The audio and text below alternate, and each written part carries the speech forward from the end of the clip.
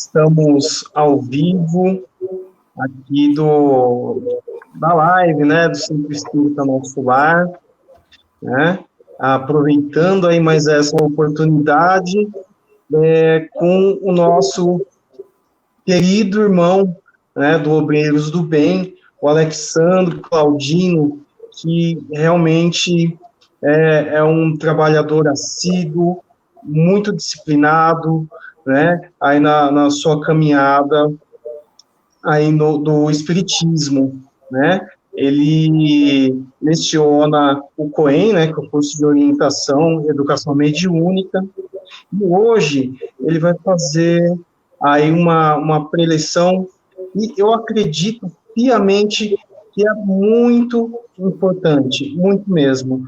Tempestades no coração, né? E antes de mais nada, costumeiramente, vamos fazer aí a nossa prece para que possamos uniformizar aí o nosso coração, deixar tudo que é de lado, de problema, tá? E vamos nos concentrar aí nas mensagens que eu tenho certeza que será muito bem incluída aí através do nosso irmão. Queridos e amados irmãos, neste momento, vamos colocar os nossos corações no Mestre Jesus, para que possamos absorver todos os ensinamentos nessa noite. Vamos, nessa corrente que estamos agora, vamos estender as nossas orações a todas aquelas pessoas que necessitam, as que não estão tendo oportunidade de assistir esta live nesse momento, as pessoas que ainda não tiveram contato com o nosso mestre, e que assim seja. Meu querido, fique à vontade, a palavra está contigo, e vamos prestigiar aí tudo que você preparou aí nessa noite, tá bom? Uma boa noite e estamos aí. Boa noite a todos e a todas. Que Jesus, o nosso mestre, amigo e irmão, possa nos fortalecer nesses tempos de tantas tempestades, de tantos desafios na vida da gente, que possamos refletir um pouco acerca da mensagem da doutrina espírita e dos ensinamentos de Jesus em momentos como esse, né? E falando em tempestades, nós falamos desse momento que o mundo, que o nosso planeta passa, né? Tempestades não são tempestades apenas geológicas, climatológicas, físicas, mas tempestades em nossas vidas, nos convidando a reflexões profundas, a avaliação dos valores essenciais da vida, de valores importantes a respeito da nossa existência, das escolhas que a gente faz na vida, nas escolhas que a gente faz no viver na Terra, né? E para a gente iniciar a nossa reflexão, não tem como falar desse momento da pandemia, né? Eu andei olhando alguns artigos, algumas notícias, e a respeito do medo, não só da questão pandêmica, digamos assim, biológica, mas do medo que também é pandêmico, né? Ele é um agente infeccioso, ele não é físico, mas ele é psíquico, ele é mental, ele é emocional. E num momento como esse, ele pode ser transmitido também de pessoa para pessoa. E precisamos nos fortalecer na mensagem de Jesus, na mensagem da doutrina espírita, porque ela é o nosso sustentáculo, né? É a nossa referência em termos filosóficos e é o nosso sustentáculo moral de enfrentamentos como esse e como tantos outros que a gente passa, que a gente já passou e que a gente vai passar. Então, algumas notícias que eu peguei aqui, interessante, um artigo que foi publicado esse ano numa revista científica aqui no Brasil mesmo, com o título Medo Pandêmico e Covid-19, ônus e estratégias para a saúde mental. Então, fazendo essa correlação do medo, o medo afetando o nosso sistema imunológico e afetando, consequentemente, a nossa saúde mental. Uma outra notícia também da semana passada, coronavírus. Alguns sentem tanto medo que precisam negar o que está acontecendo, diz psicanalista. E é interessante esse porque há uma tendência também à negação. E a negação ela é uma fuga psicológica que faz com que a gente não aceite o que está acontecendo e preferimos fazer de conta que a nossa vida está como sempre foi. E a gente sabe que isso não é verdade, né? Então, muitos indivíduos, muitos seres humanos, na dificuldade de enfrentar e de aceitar um momento tão difícil como esse, é mais fácil a gente negar. Não apenas negar o aspecto da pandemia, mas negar no sentido de que tudo vai voltar o mais rápido possível ao que a gente considera que é normal. Né? Quando a gente não aceita, então a gente fica projetando no futuro que está o mais rápido possível, a gente vai voltar ao normal, e isso pode ser perigoso. Né? Pode ser perigoso porque a gente perde contato com uma emoção básica que é essencial à nossa autopreservação, que é o medo. Né? A gente considera... É muito comum a gente ouvir as pessoas falarem que o medo é uma emoção negativa, é um defeito, mas só que ela é uma emoção básica estruturada no nosso psiquismo. Né? Ela faz parte de um conjunto e ela pode ser a nossa salvação nesse sentido, porque faz com que a gente se torne comedido. Então, a negação é um processo, pode ser um processo perigoso, né, de aceitação, quando a gente não quer ver o cenário, né, o cenário difícil que estamos vivenciando, o cenário grave, eu considero, desde o início, né, a gente tem um pouco de conhecimento da área biológica, a gente sabe que esses processos viróticos, eles são muito graves, muito rápidos de se propagar e de uma repercussão como a gente nunca viu. Ou a gente já vivenciou em outras encarnações, mas pelo menos nessa a gente não viu um fenômeno desse tão grave. Né? E o último artigo foi: pesquisa mostra o grau de medo e tensão dos brasileiros com o coronavírus.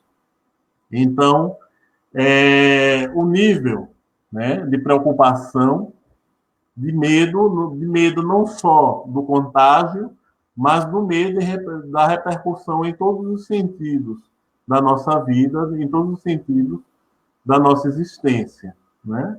Mas a gente vai conversar um pouco mais sobre isso. E a gente vai falar sobre tempestades do coração, oferecendo, né, como oportunidade de suporte, uma das passagens de Jesus, e eu escolhi falar a respeito, inicialmente, do medo, que essa é uma palavra que vem do latim, metus, que significa terror, receio, susto. Então, é uma palavra originária do latim. E, de acordo com alguns médicos e psiquiatras, especificamente o Eric Berne, ele diz que o ser humano possui 5 emoções básicas. 5 emoções que a gente ainda tem muita dificuldade em lidar. Porque enquanto a gente não consegue administrá-la, elas nos administram, né? E elas podem assumir o controle da nossa existência, mas todos nós, na condição de espíritos em processo de educação, nós possuímos. E são emoções básicas porque elas garantem a nossa existência e a nossa vida social. Né? A primeira delas é a raiva. A raiva ela é uma emoção básica importante na nossa vida, embora a gente, às vezes, não tenha uma relação muito boa com ela, mas a gente vivencia diariamente vários episódios de raiva. Mas sem a raiva, a energia da raiva é que nos propele, né, a mudança de vários desafios que a gente enfrenta na vida e nos dá a energia necessária. O problema em si não é a raiva, né? O problema é o volume que ela assume no controle da nossa existência. O segundo é o medo, como eu já falei, é considerado por muitos um defeito, uma falha de personalidade, de caráter e tudo mais, mas ele é uma emoção básica importantíssima, que nos garante a autopreservação. A tristeza é a terceira emoção básica que o Eric Berne, psiquiatra, nos coloca, porque ela nos favorece uma introspecção, uma reflexão, né? E quando bem aproveitada, oportunidades de autoconhecimento muito significativas. E a quarta emoção é a alegria, essencial para a nossa existência, mas na condição de encarnados no mundo, finalizando a fase de provas e expiações, eu não conheço nenhum ser humano que consiga viver 100% do seu dia no estado emocional de alegria. E o afeto, por fim, é a emoção básica, que a última emoção básica é essencial na nossa vida de relação, a relação de afeto da gente para a gente mesmo, da nossa relação de afeto relacionando ao próximo e da nossa relação com Deus. Né? Então, são esses 3 níveis importantes que essas emoções básicas nos favorecem. E é interessante que o medo, como eu coloquei, muitos consideram ele um defeito ou uma emoção negativa, mas que ela é essencial para nos ensinar a respeito do limite, da importância dos limites dos nossos limites, para que a gente não coloque o nosso corpo biológico em risco, né, e comprometa a nossa existência. Imagina se a gente não tivesse medo. É ele que nos freia muitas vezes. É ele que nos estabelece um limite a fim de que a gente não avance naquela atitude. E também, como eu falei, de autopreservação. Mas tem um outro aspecto do medo que é muito interessante. Graças à autopreservação que o medo favorece, foi possível ao ser humano se tornar criativo.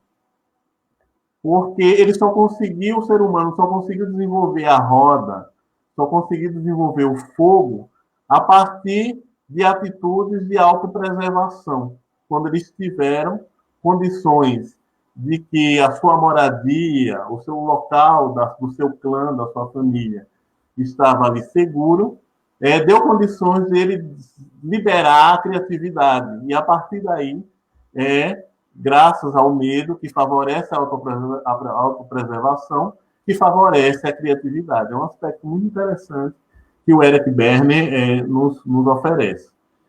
E, numa das passagens, numa das parábolas, a parábola dos talentos, em que Jesus nos oferece, né, em um dos momentos da parábola dos talentos, no livro de Mateus, no capítulo 25, é citado o seguinte: uma das etapas, né, de toda aquela saga que ele passa com os talentos, a seguinte situação, né? E tendo medo, escondi na terra o teu talento, né? Então, uma das oportunidades, o jovem resolveu, por medo de arriscar, por medo de ameaça aos seus recursos, ele escondeu o seu talento, acreditando que era virtuoso, que garantiria segurança. Só que aí vem o aspecto patológico do medo, que é quando a gente se preserva tanto que a gente se defende não só dos aspectos desafiadores de ameaça, mas também nos impossibilita da gente vivenciar momentos felizes, momentos agradáveis e momentos de grande realização. Então, o medo não foi bem considerado na palavra dos talentos, ele não pôde utilizar essa justificativa de que não conseguiu multiplicar os seus talentos porque ele preferiu enterrar, né? Então, é algo também que a gente pode considerar que o talento são as nossas potencialidades, não só na parábola é colocada como algo material, mas tem o seu significado metafísico, o seu significado espiritual, que é o quê? Que é a nossa capacidade de realização. Então, se eu não coloco o meu talento em ação, por medo, eu não só me preservo dos adversários, dos perigos, mas também me preservo das conquistas felizes, das oportunidades de encontro, das oportunidades de realização que a vivência e a execução, a ação desses talentos nos oportunizam. E é interessante que quando a gente passa por um momento de temor, de medo, acontece uma série de reações biológicas, né? Os pelos do nosso corpo se eriçam, ou seja, se levantam para facilitar melhor a transpiração, as nossas pupilas se dilatam, a nossa respiração ela entra no processo de aceleração, a nossa salivação diminui, por isso que a nossa boca fica seca, né? Os nossos batimentos cardíacos, isso é mais fácil de ser identificado, disparam, parece, até a expressão, parece que o coração vai sair pela boca, né? Inicia a queima das reservas de gordura, também é uma reação do nosso organismo. O estômago se contrai, e uma das reações é a fome passa, né? E, por fim, a circulação sanguínea se concentra nos músculos. Essa é uma reação interessante. Então, agora veja, o corpo todo, numa reação de medo, o corpo todo se prepara, porque como ela é uma emoção básica, como ela é emoção da nossa estrutura evolutiva, de defesa, de autopreservação, quando a gente sente a emoção do medo, o corpo se prepara para uma ação, para uma reação, né, melhor colocando, para uma reação de fuga e de enfrentamento do problema que está ali à nossa frente. Então, uma série de reações nos órgãos e nos nossos sistemas, ocorrem. E em termos bioquímicos, com relação a hormônios que são liberados, é um pandemônio, né? Altas doses de adrenalina, de endorfina, de dopamina e de cortisol são liberados na corrente sanguínea, né, principalmente esses 4, e essa descarga química, ela prepara o nosso corpo para quê? Para o enfrentamento da ameaça, né, seja pela luta ou pela fuga. Então, é o corpo todo se preparando para enfrentar essa ameaça, né? E aí, atenuam esse desconforto físico, tanto que eles reduzem esse desconforto físico que ocorre, como eu falei no período anterior, né? E aí o nosso corpo todo se arma para o grande perigo.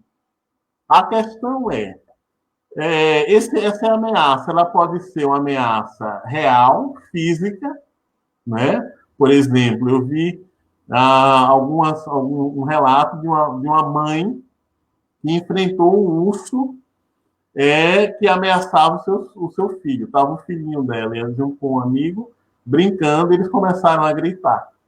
E aí o urso ia partir para atacar a criança. E a mãe se interpôs entre o urso e a criança. E ela partiu numa atitude interessante, numa atitude instintiva, porque ninguém em sã consciência, no juízo tranquilo, vai enfrentar um urso, mas foi aquela atitude impensada. Ela partiu para cima do urso. E ela partiu e ela começou a agredir o urso. Né? O urso ficou um pouco atordoado, deu uma patada nela, ela caiu bem longe, sangrando, muito ferida, e ela voltou a atacar o urso. Então, toda uma alteração hormonal aí nesse sentido, para que ela enfrentasse. Até que, com os gritos e tudo mais, chegaram, isso foi no Canadá, chegaram alguns parentes e amigos e atiraram no urso, né, infelizmente. Então, infelizmente, em função da situação. Né? Então, é uma situação que mobilizou não só inicialmente hormônios ligados ao medo, de estresse, né, que os hormônios de estresse, a bioquímica do medo, ela é muito parecida com a bioquímica do estresse, e quando a gente vê notícias como a que eu falei anteriormente, né, de que nós brasileiros e no mundo inteiro estamos passando por situações emocionais que exigem da gente um equilíbrio muito grande, né, uma força de vontade e um fortalecimento da fé muito intenso, nesse sentido. Ou seja, as pessoas estamos isolados por uma necessidade lógica e racional dentro de casa e muitas pessoas sendo tomadas pela emoção do medo. Ou seja, o corpo todo se prepara para uma ameaça que não é uma ameaça física. Existe a ameaça física da contaminação do agente contagioso, que é o vírus, mas existe um percentual gigantesco de uma ameaça mental, né? de uma ameaça no nosso plano mental, que envolve vários aspectos da nossa vida, né? Todos os aspectos da nossa vida, desde os familiares, os profissionais, as questões econômicas, as questões de sobrevivência. Então, o nosso corpo todo se prepara, né? Ocorre essa descarga bioquímica de inúmeros hormônios, né? Sem falar no aspecto espiritual. Né? Existem os hormônios físicos e os hormônios psíquicos. Então, o nosso corpo se prepara. Quantos acessos de medo as pessoas estão tendo, né? Às vezes vários durante o dia, num período longo de vários meses, só que isso sobrecarrega o nosso sistema nervoso, o nosso sistema como um todo. Porque aí os níveis altos de estresse, principalmente de cortisol muito, muito elevado, provocam um dano gigantesco ao nosso equilíbrio biológico, né? Afetando diretamente o nosso sistema imunológico. Então, nesse nível que estamos vivendo que o medo passa a ser extremamente prejudicial e requer da gente um processo de racionalização muito grande, porque é um dos recursos que pode controlar o medo, é a racionalização.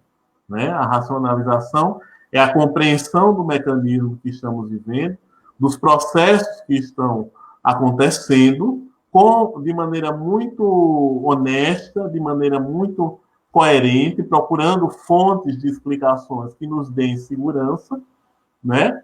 E não numa atitude de negação, querendo evitar tudo isso que está acontecendo, porque isso não é bom, né? Porque a gente pode até querer se enganar, mas o nosso íntimo, o espírito que somos, o espírito imortal que somos, ele sabe que tem alguma coisa acontecendo e que precisamos enfrentar essa situação, utilizando os recursos que as diversas áreas do conhecimento humano podem nos oferecer, e no campo da filosofia, no campo da religião, a doutrina espírita pode nos ser o sustentáculo de fortalecimento, alicerçado nos ensinamentos de Jesus, que pode nos ajudar, né, a fazermos de tudo para manter o máximo possível o nosso equilíbrio, né? Então, esses foram alguns aspectos que eu quis colocar inicialmente. E como enfrentar essas tempestades, esses momentos difíceis, né? Porque numa das passagens de Jesus, em Mateus, essa parábola, essa passagem, melhor colocando, ela ocorre com os três evangelistas, Mateus, Marcos e Lucas, e nós escolhemos a narrativa de Lucas, né, para poder a gente refletir melhor, que é Jesus acalmando a tempestade. Porque nesse episódio, em que os discípulos estavam em Cafarnaum, e eles estavam lá descansando, e aí Jesus resolveu, ao fim da tarde, por volta das 17 horas, resolveu atravessar o mar da Galileia e convidou os discípulos, né? Só que acontece, é uma passagem curta, mas de muitos ensinamentos, de ensinamentos ricos que podem nos ajudar em momentos como esse que estamos passando. E na passagem de Lucas, no versículo 22, ele inicia-se assim: e sucedeu num dos dias que ele entrou em um barco, e também seus discípulos. Ele lhes disse: atravessemos para o outro lado do lago. E fizeram-se ao mar. Ele fala lago, mas nós sabemos que é o mar da Galileia. Então, enriquecendo esse momento com uma mensagem de Amélia Rodrigues. A Amélia Rodrigues é um espírito que traz uma narrativa histórico-evangélica muito, muito rica. Numa das entrevistas, o Divaldo Franco coloca que eles estudam profundamente os ensinamentos de Jesus no plano espiritual, e a Amélia Rodrigues teve acesso a arquivos histórico-espirituais no plano espiritual superior, com detalhes com o que aconteceram esses episódios. E aí ela psicografa, ela materializa essa narrativa, enriquecendo a descrição dos evangelistas, e ela traz uma riqueza de detalhes que é muito, muito bonito, por sinal, de muito ensinamento, e enriquece profundamente a nossa vida. E ela diz que os discípulos nesse momento, estavam reunidos, junto com Jesus, descansando, e ele do nada, né? Do nada, ele resolve atravessar. Vamos atravessar e vamos para Gadara, ou Gerasa, que é no outro lado, no lado oposto de Cafarnaum, na Decápolis, que é uma região de tradição grega. Né? A gente sabe, eu falei que era do nada, mas lógico que tinha um objetivo. Um era o ensinamento do que eles vivenciariam na travessia. E o outro ensinamento é o que eles iriam, o que Jesus iria, junto com os discípulos, realizar em Gadara, né? Naquele episódio lá do endemoniado de Gadara, que é um outro momento de grande ensinamento para todos nós. E ele resolve atravessar. Isso, prosseguindo aqui na narrativa do Lucas, ele diz: enquanto eles navegavam, ele adormeceu e desabou uma tempestade de vento no lago. Estavam ficando cheios de água os barcos e corriam perigo. Aproximando-se, o despertaram, dizendo: comandante, chamaram Jesus de comandante. Comandante, comandante, estamos perecendo. Desperto, repreendeu o vento e a agitação da água. Cessaram e houve calmaria. Disse-lhes, porém, Jesus disse, né? onde está a vossa fé? Temendo, maravilharam-se, dizendo uns aos outros, então, quem é este que ordena os ventos e a água e lhe obedece? Então, é um momento muito rápido, mas de profundos ensinamentos para a travessia em momentos difíceis que estamos passando, né? Não só brasileiros, mas em todo o planeta Terra, pessoas estão passando por momentos de provação, momentos desafiadores de suas crenças, de seus valores, de sua fé, e só nos resta a única certeza que nos acalenta, que nos fortalece, é a imortalidade da alma, né? A bondade incondicional, misericordiosa, amorosa de Deus, a assistência dos amigos espirituais em todos os níveis que a gente pode acreditar num momento como esse, espíritos que estão sendo convidados, convocados dos mais variados níveis evolutivos, a fim de colaborar. Não são apenas os superiores, mas são todos convocados nesse momento. Vários espíritos estão sendo convocados para auxiliar, para amparar, para aprender, né, para desenvolver suas capacidades, de ponta a ponta do nosso planeta. Então, a travessia que Jesus vivenciou com os discípulos, o barco era final da tarde,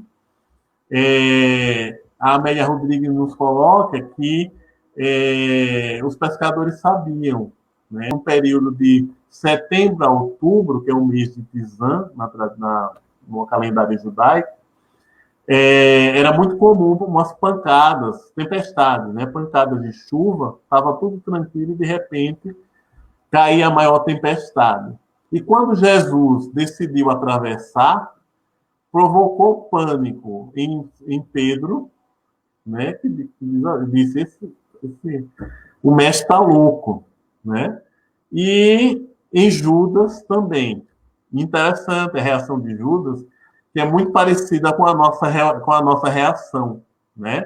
Então, a travessia no Mar da Galileia, de Cafarnaum a Decápolis, mas essa travessia é o reflexo da nossa existência, porque a nossa travessia, né, ao longo das encarnações, elas são cheias de desafios também. E ela prossegue. Nesse processo de travessia, um momento de aprendizado, né? A gente se prende muito no descontrole da nossa emoção e na fragilidade da nossa fé, a gente se deixa levar muito pela emoção, não é o que é compreensível, mas já atingimos a condição humana e nós precisamos, em benefício da nossa saúde mental, utilizarmos os recursos da racionalidade, da compreensão, né? Então, em momentos como esse, nós podemos aprender de duas maneiras, nos coloca o Espírito Hamed.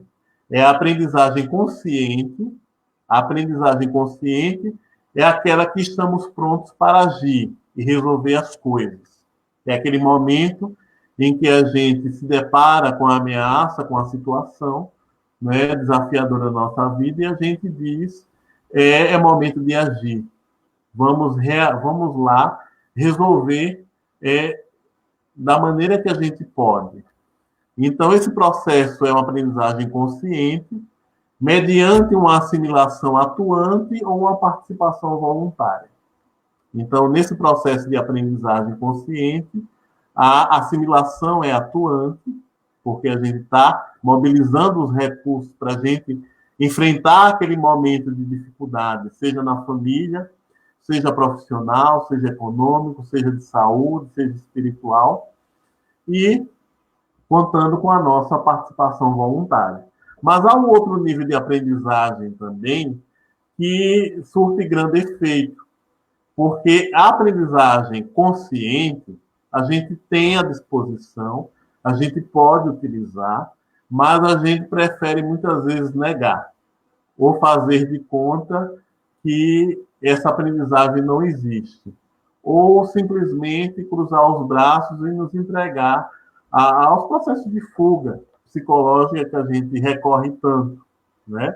Então, existe um outro nível, quando a gente não passa nesse processo inicial de aprendizagem consciente, a misericórdia divina coloca em ação professores de uma eficiência, de uma sabedoria e de uma profundidade gigantesca, que é a aprendizagem inconsciente, e que entra em vigor quando a gente não aceita voluntariamente a aprendizagem consciente. Aí ela entra em ação, né? E aí ela entra em vigor automaticamente quando desprezamos conscientemente a resolução e compreensão do nosso roteiro de instrução. Todos nós reencarnamos e temos um roteiro registrado no nosso campo íntimo espiritual.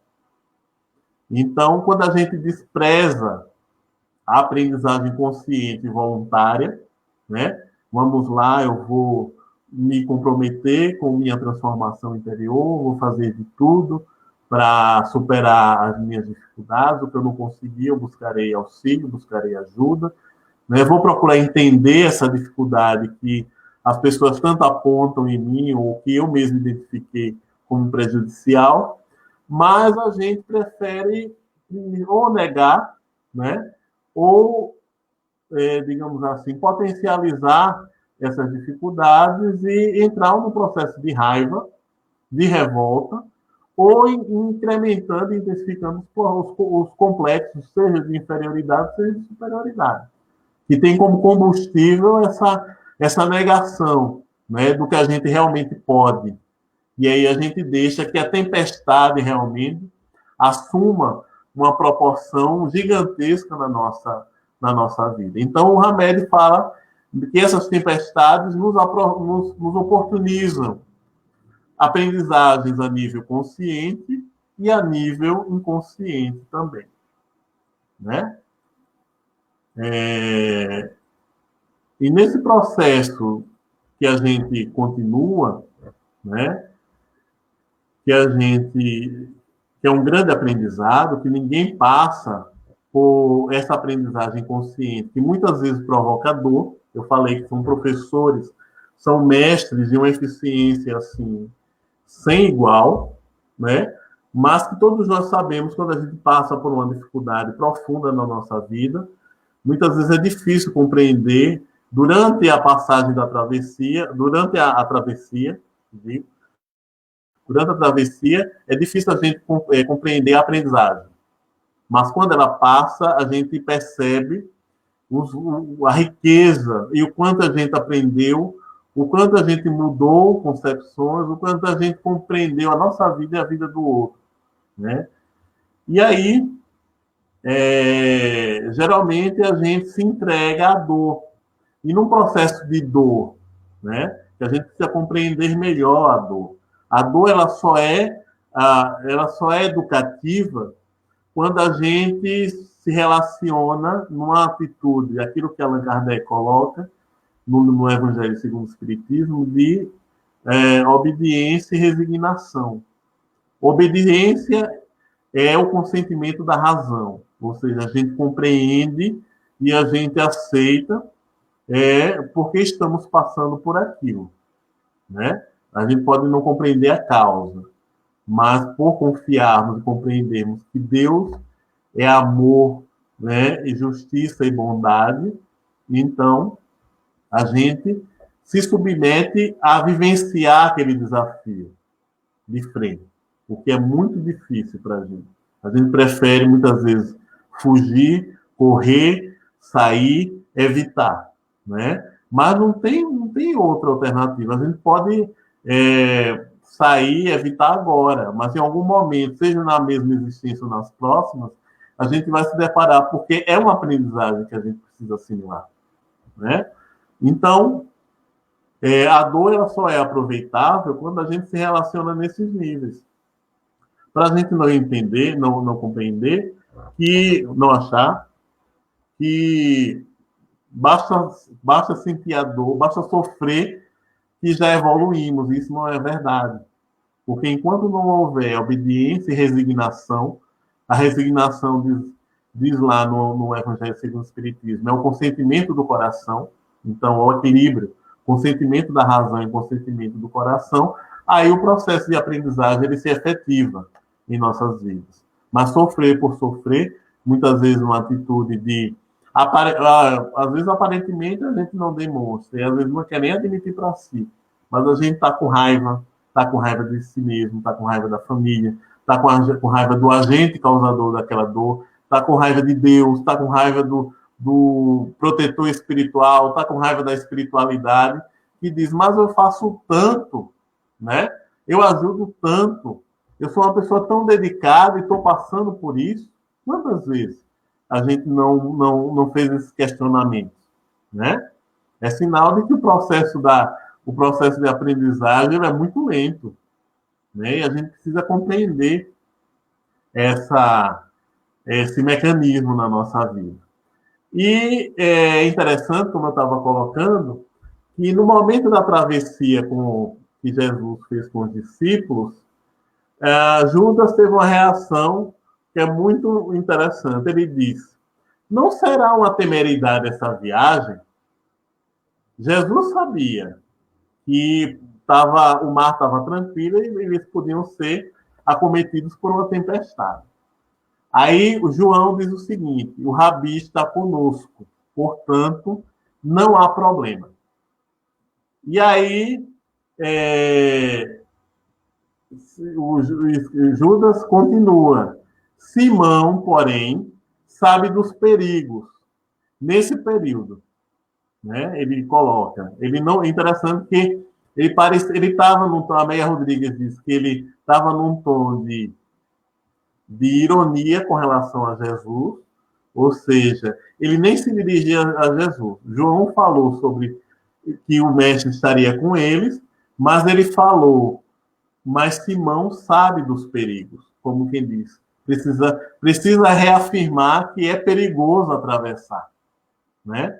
E é muito comum no momento que a gente está passando por desafios, a gente ser assaltado por esses pensamentos ou por ideias de pessoas, que muitas vezes pode ter um lado positivo, pode ser um aviso e pode ser um desfalque na nossa experiência, né? Pode nos ajudar a evitar uma experiência quando ela não faz parte do nosso hall de aprendizagem, mas ela pode ser uma ameaça às nossas forças. Então, quando ele disse, o Simão sabe muito bem que não dos perigos, dos perigos da travessia. E aí, Simão responde, de fato, se formos colhidos por um vendaval, nossas vidas estarão ameaçadas, diz a Simão Pedro. Mas aí insiste André, né? É muito interessante porque acontece muito isso conosco. Vem um pensamento que nos mete medo, que pode nos garantir a autopreservação, mas pode evitar também a oportunidade de aprendizado, né? E de evolução, e aquela força que pode ser nossa, do nosso interior, da sabedoria que já conquistamos, pode ser do nosso mentor espiritual, pode ser de tantos amigos ou de tantas ideias que a gente está captando. Quando Jesus insiste, mas Jesus está conosco. Né? Então, aí Judas reage novamente, mas aí num tom de ironia. André diz, Jesus está conosco, mas aí o Judas diz, no entanto, dorme, enquanto deveria vigiar. Isto para ser fiel às suas próprias palavras. Jesus, em algum momento, nós sabemos, falou da importância da oração e da vigilância, e aí Judas considerou que naquele momento da travessia, que Jesus assumiu a parte da frente do barco, colocou um travesseiro e adormeceu, né? Ele diz, mas como? No momento desse em que a travessia já tinha se iniciado, e realmente o mar começou a ficar um pouco mais agitado, e aí Judas resolve criticar Jesus num tom de ironia, que naquele momento ele simplesmente dormia e não estava sendo nem fiel às suas próprias palavras. E aí João nos diz, segundo Amélia, né? Não temamos, confiemos. A noite está serena e o Pai vela por nós. Então, tudo estava se iniciando. E aí Judas novamente retruca, dizendo, contudo é perigoso. Ele estava inquieto, ele estava com medo, ele não confiava em Jesus, ele não confiava em Deus, ele simplesmente dava o poder do medo, né, o poder da atuação à tempestade. E aí Pedro diz o seguinte, rememos, né? E aí ele começou a remar, e o interessante é que aí o mar começou a ficar cada vez mais agitado e atingiu um nível muito assustador. E o mestre continuava dormindo, né? Continuava ali dormindo fisicamente. Mas ele sabia o que estava acontecendo no mundo físico e no campo das emoções. A tempestade nos corações dos discípulos, né? Ele sabia o que estava realmente dominando naquele momento. E aí Judas se desespera e diz, o mestre dorme, meu Deus. E nós? Né? Tipo, o que será de nós? E aí João também, veja como eu falei da pandemia, que o medo é pandêmico, o medo de Judas passou para João, que até o momento, minutos atrás, confiava profundamente em Deus. E aí, isso que a Meia Rodrigues nos traz, é a riqueza de detalhes do momento.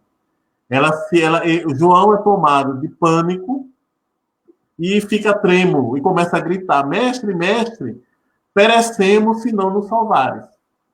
Então, o medo de Judas, junto com a tempestade, fragilizou a fé e a calma relativa de João. É como acontece conosco na vida. Enquanto tudo está tranquilo, é fácil a gente ter fé, falar em Deus, dar força para o próximo, dizer, olha, vai passar, confie. E depois a gente diz, e às vezes a gente ainda reclama, uma atitude muito parecida com a de Judas. Veja, fulano estuda tanto, e é espírita há tanto tempo, e não tem fé, e está desesperado, e se entregou a uma obsessão, se entregou. E a gente precisa compreender, gente, que estamos num processo de aprendizagem, né? Somos espíritos em processo de educação. E educação no campo espiritual, ela não se dá como ocorre no processo de educação formal, né? É um processo muito mais exigente, muito mais complexo, participativo, consciente, voluntário, né? E que precisa de repetições para que aquele valor realmente se efetive no nosso íntimo. E aí é muito interessante, né, essa narrativa, porque aí João é tomado pelo desespero, e aí João coloca, né, perecemos se não nos salvares. E Judas diz o seguinte, se não nos salvares, repete ele de maneira muito temerosa e praticamente revoltado, né? Terá que nos salvar. Aí acontece um processo que é muito comum na gente. Aí Judas diz o seguinte, a ideia da viagem perigosa foi ele quem a teve. E aí ele transfere um processo de transferência, um processo de fuga psicológica, que é quando as coisas... Eu participo de um projeto. Se as coisas acontecerem a contento, como planejado, o mérito é de todos, né? E de preferência daqueles que idealizou, é a nossa reação humana. Se o projeto dá errado, a gente transfere e diz, eu não tenho nada a ver com isso. a ideia foi de Jesus, porque a gente estava tranquilo em Cafarnaum e ele teve a ideia de atravessar num período de Tisã, que é um período de tempestades corriqueiras, e que agora estamos passando por essa situação. A ideia, a culpa é dele, né? Então, é uma reação muito humana. E aí Amélia diz, e ele dormia. Ele dormia ou parecia em paz, enquanto rugiam as forças desgovernadas que se chocavam na tormenta feroz.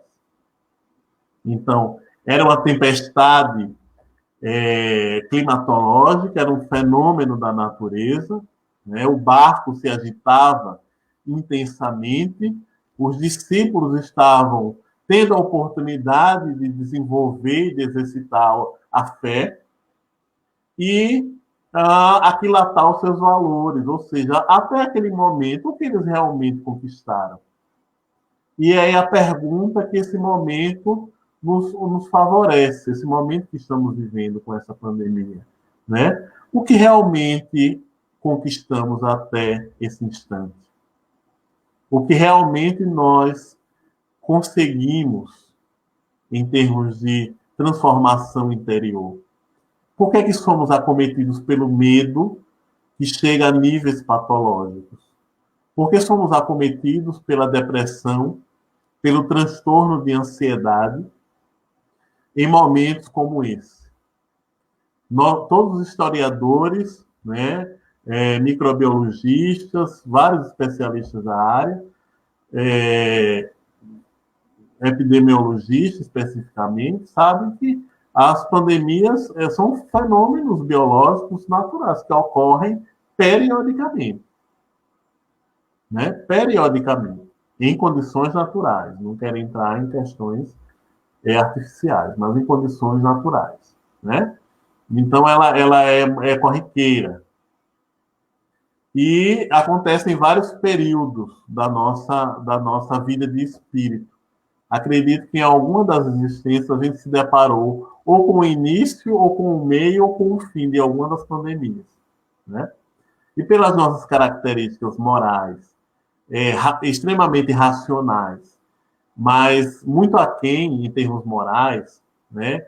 Acredito que boa parte vem da Europa, teve vivência na Europa, e com certeza teve vivência na Europa, em algum momento vivenciou a peste negra, né?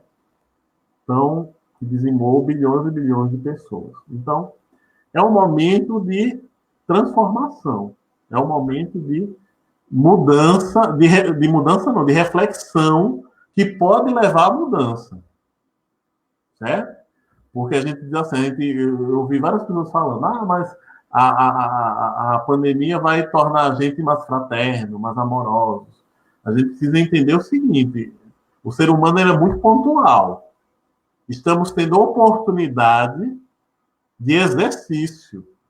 O fato da gente ser fraterno, levados pela emoção, né? De uma mobilização social gigantesca é uma coisa.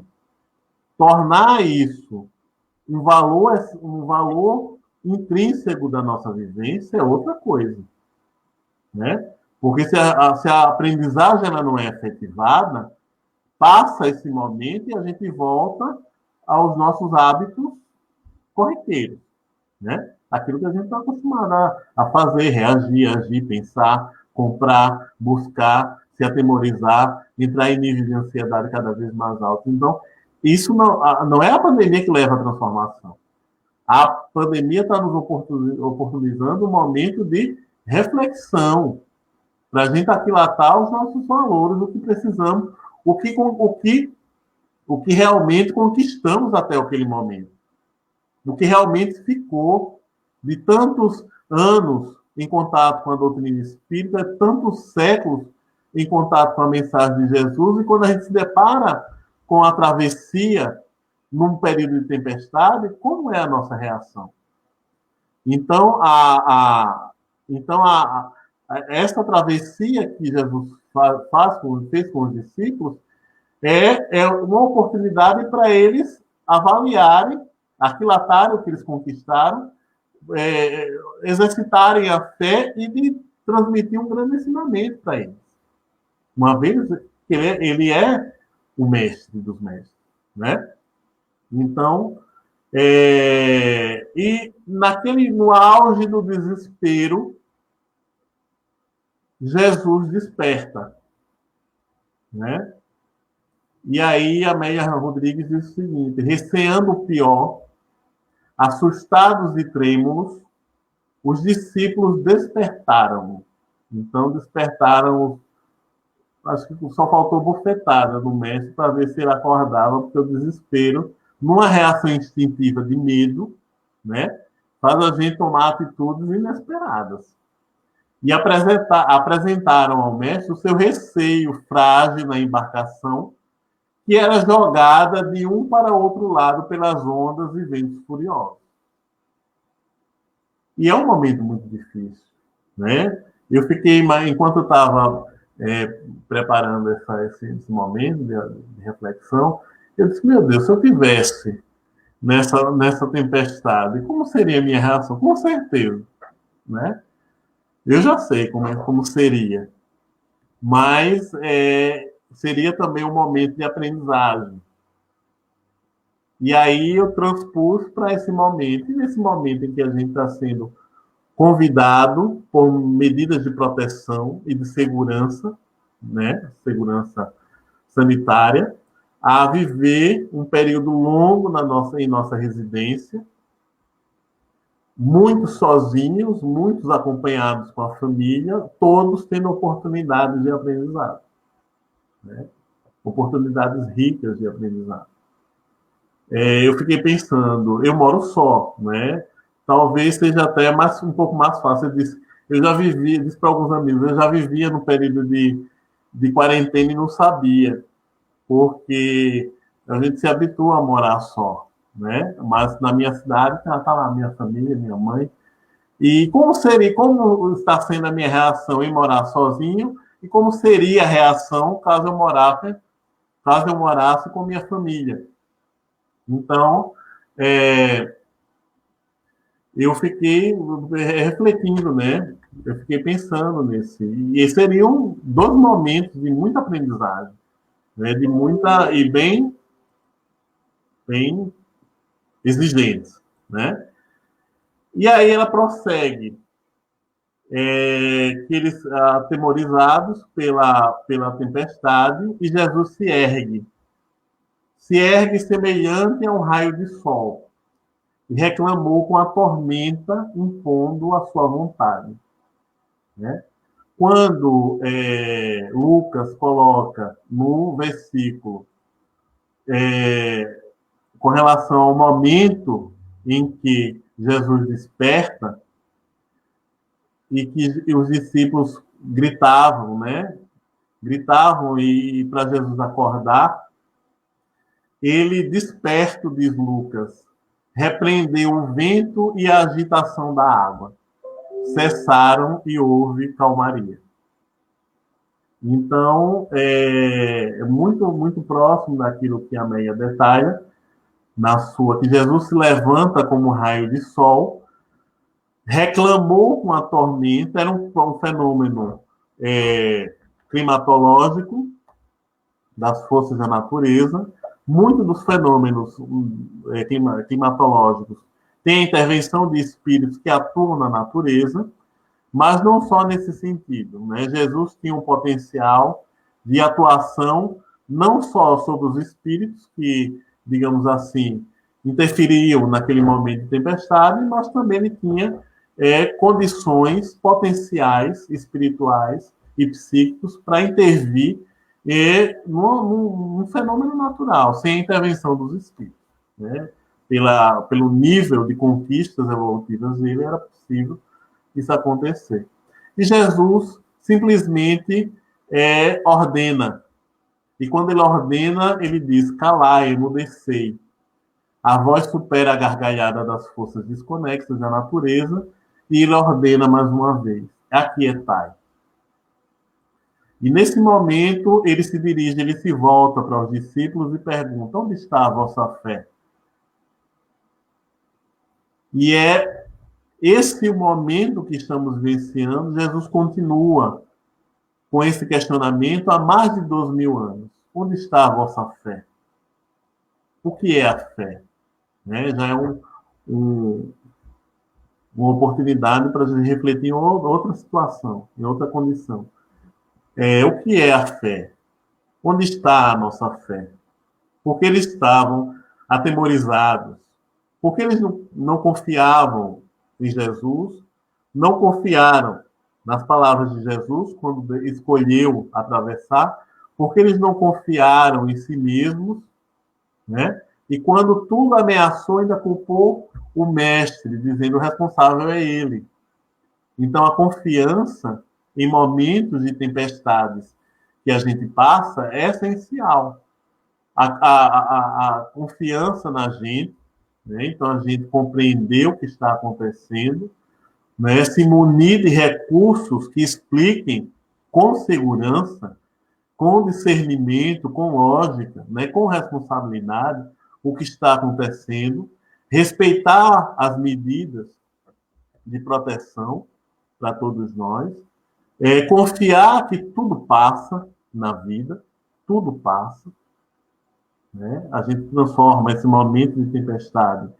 Parece que a nossa existência toda deixa de ter valor e apenas no momento da tempestade, que é a mesma reação dos discípulos gritando, né? E a gente ainda reage como Judas, ainda diz assim, como Judas Iscariotes disse, ele tem que acordar, sim, porque ele nos trouxe, ele nos colocou aqui, ele é o responsável por isso, ele é quem tem que nos tirar dessa situação.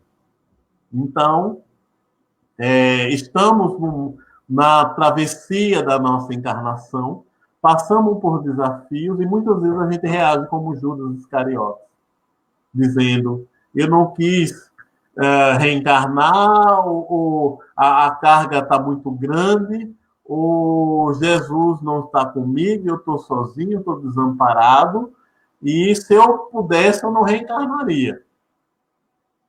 Tenho certeza que muitos de nós, em algum momento, chegou a pensar, nem que seja frações milésimos de segundo, mas pensou, né? E faz parte do nosso processo de aprendizagem.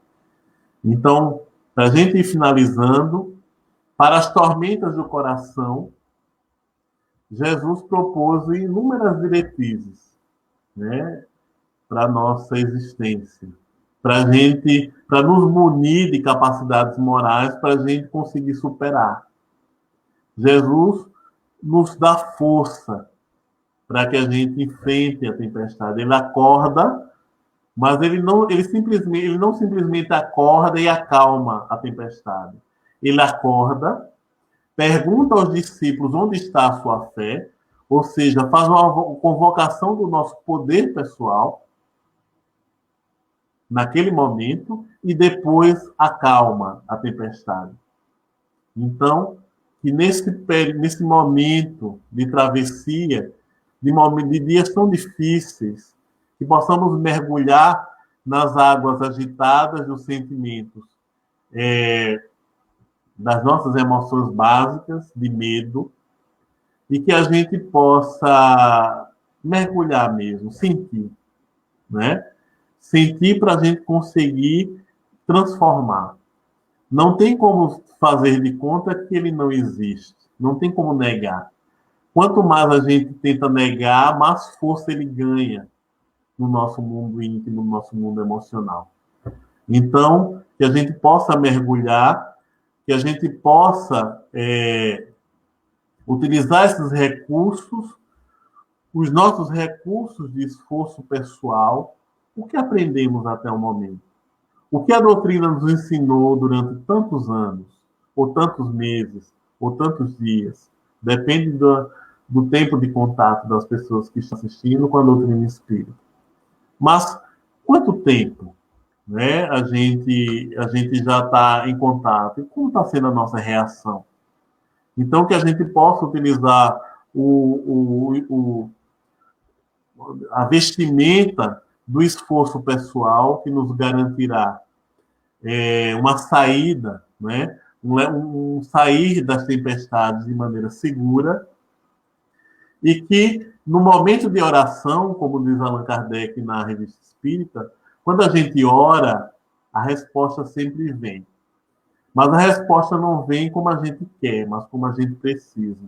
Mas 3 coisas com certeza virão quando a gente orar, né? Que Allan Kardec coloca na Revista Espírita de 66.